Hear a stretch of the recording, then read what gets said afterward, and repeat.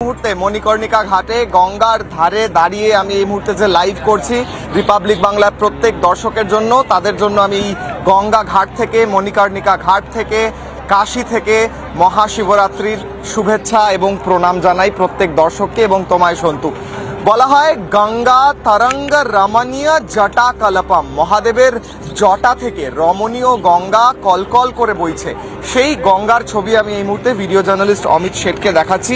মণিকর্ণিকা ঘাট, যে ঘাটে বলা হয় মহাদেব নিজে বিরাজ করেন, সেই মণিকর্ণিকা ঘাটের গঙ্গার ছবি। সেখানে একদিকে যেমন পিণ্ড দান চলছে, এখানে দেশের বিভিন্ন প্রান্ত থেকে পিতৃহারা পুত্ররা তারা এসে পিণ্ডদান করেন। বলা হয় এখানে যাদের পিণ্ডদান করা হয় বা এখানে যাদের দেহ দাহ করা হয় মণিকর্ণিকা ঘাটে, কালকে আমরা সেই দেহ দাহ করার ছবিও দেখিয়েছি দর্শকদের।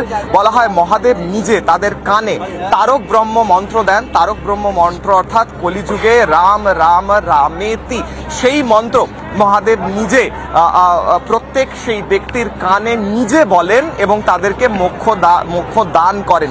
সেই মণিকর্ণিকা ঘাটে আমরা রয়েছি এবং তার সঙ্গে সঙ্গে একদিকে যেমন মহাকুম্ভে স্নান চলছে, তেমনি এখানে দেখা যাচ্ছে যে স্নান করছেন ভক্তরা। এখানে মণিকর্ণিকা ঘাটে, কাশী বিশ্বনাথ ধামে, বেনারসে, বারাণসীতে সেখানেও চলছে মহাস্নান, সেখানেও চলছে স্নান।